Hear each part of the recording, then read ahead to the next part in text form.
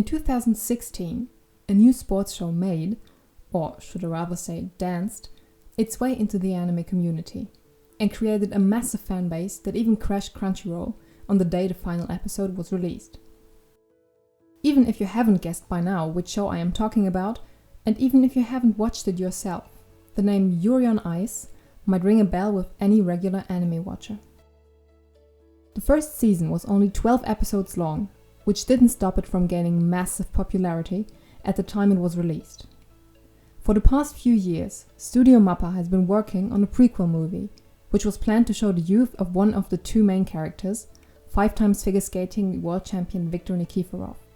The fanbase that had been waiting for years for new material got resurrected in 2020, when the first teaser and some official art for the movie were released.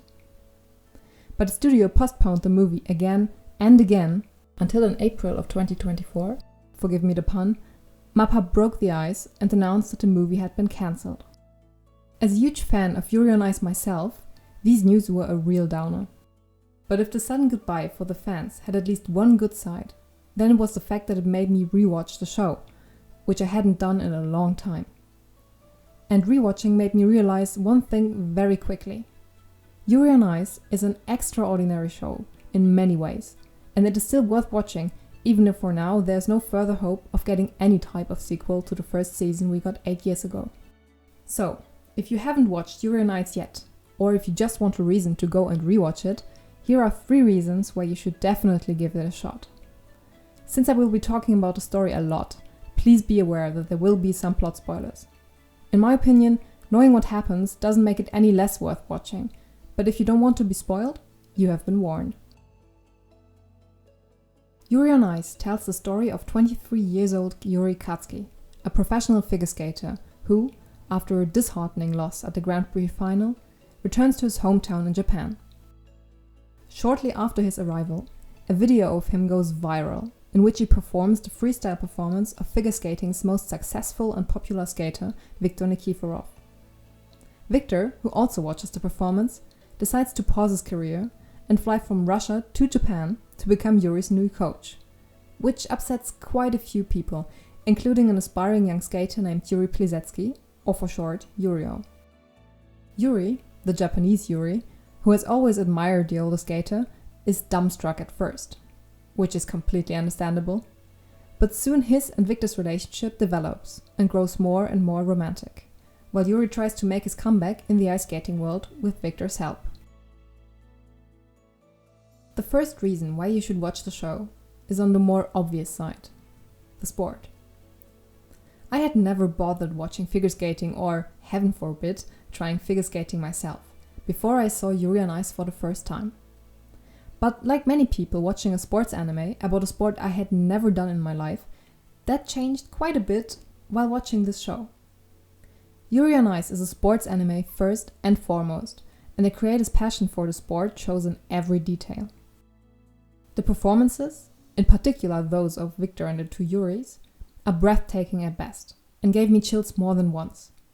And yes, there has been some critique about the lesser quality in animation in later episodes, but it honestly didn't bother me because I was way too engaged in the performances themselves, empathizing with the skaters and cheering them on. And as usual for sports anime, the technique and how competitions work is also explained for everyone who's new to the topic, either through some cute chibi animation of Yuri or through the side characters, such as the commentators on TV during the contests. Another thing I personally love is the way talent and hard work are treated in the show. Yuri isn't a born figure skater.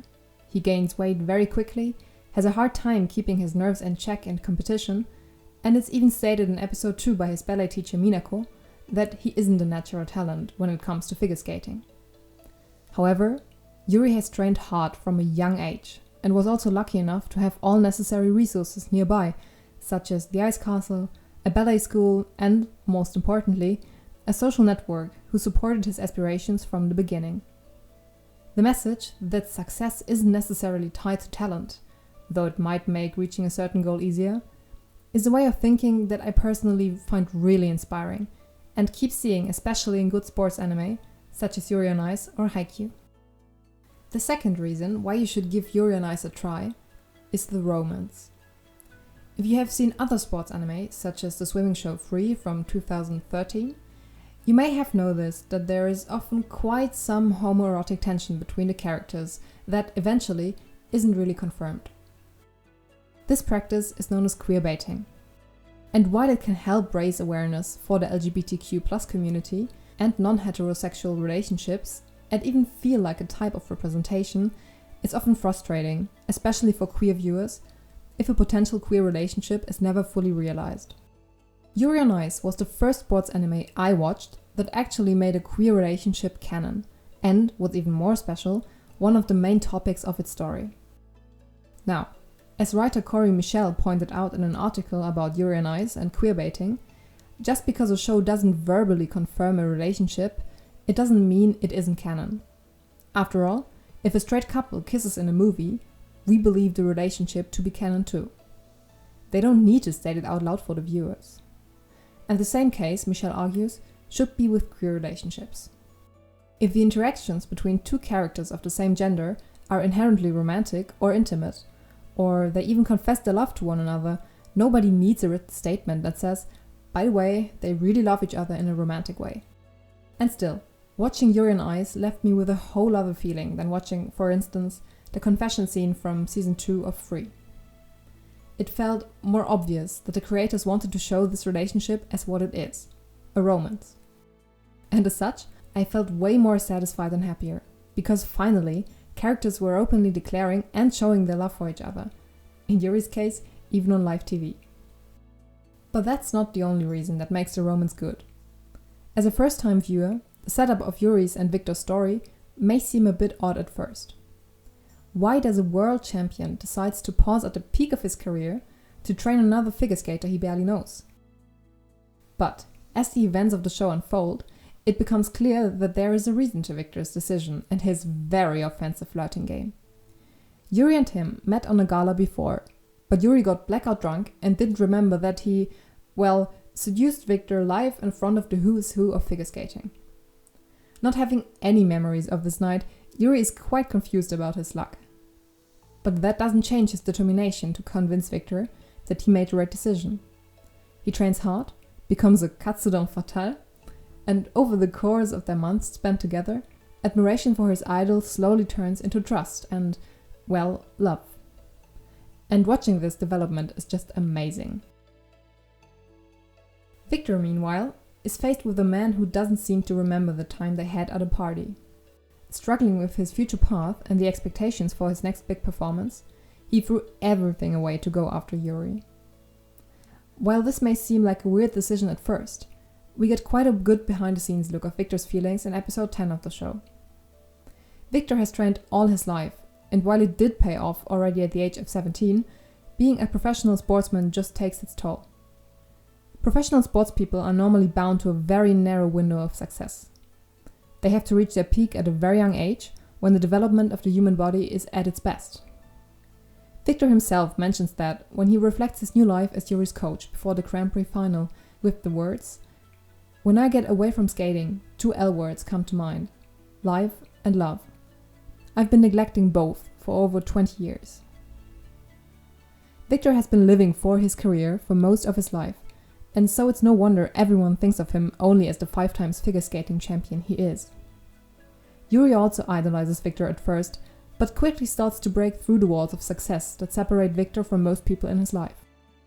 He sees Victor for who he is, a bit naive, pretty stubborn at times, in conclusion, a person just like himself. And just as Yuri is able to draw motivation from Victor's support, Victor too finally finds the love and support he had been missing before, and by that, a new source of inspiration that makes him decide to continue his career as a figure skater. Reason 3. The message. If you haven't been convinced yet that Yuri On Ice is worth a try, hopefully the last reason will do for you. Its messages. In part 1 of this video, I've already touched on how the series shows how much we can achieve through believing in ourselves, working hard, and making the best out of what life has given to us. Another topic that's connected to that in a way is the topic of success. What does success mean? Who defines who's successful and who's not? And will success make us happy? In the world of sports, victory pretty much equals success. The most successful athletes are those who win the most games, tournaments, and prizes. They make the most money and they get the best deals. But does success also equal happiness? Viktor Nikiforov is a 5-time figure skating world champion and a star among figure skaters. He has reached everything a professional figure skater could dream of. And yet, when we first meet Viktor, he's not happy. He's lonely, because being the best takes most of your time and can quickly make you seem untouchable. Moreover, he's concerned that people will eventually be disappointed by him if he doesn't keep outmatching himself again and again with newer and better performances. So, in Viktor's case, success doesn't equal happiness. Yuri also comes to this realization, although later on. In the beginning, he's paralyzed by his loss in the Grand Prix final and even considers quitting his figure skating career. Through Viktor's support, he's trying to be successful again, with Viktor even jokingly tying their marriage to the condition that Yuri wins gold in the final. In the end, Yuri doesn't win. But we don't feel like he's a loser. We don't moan the missed opportunity. Sure, it's sad that he doesn't manage to win the gold medal, but it doesn't seem like that big of a loss to us, because we, as have Yuri and Viktor, have come to realize that this one missed opportunity is not the end of everything. It's not their professional success which will eventually determine their happiness. It's their relationship and the mutual love and support they share that makes their lives worth living. Now, don't get me wrong.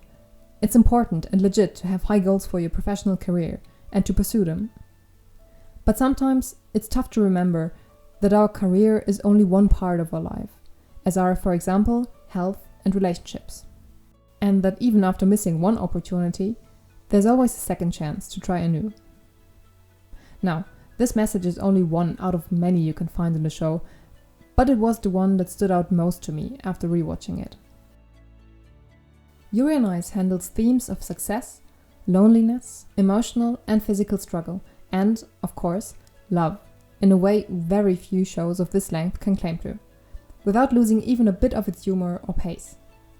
By doing so, it remains to this day a must-watch recommendation for everyone who's even slightly interested in sports or romance anime. Watching this show makes me feel a bit less alone in my struggles to find my way in this complicated and often messy life. And if that isn't a reason to give the show a try, I don't know what is. Hi everyone, thank you so much for watching the video until the very end. If you liked me rambling about my favorite gay ice skating show, please consider leaving a like. It would mean the world to me. Also, this is my first video on this channel, so if you have any constructive criticism or another show or topic you would like me to talk about, put them in the comments and/or subscribe to my channel. With that said, thanks again for tuning in and see you in the next video.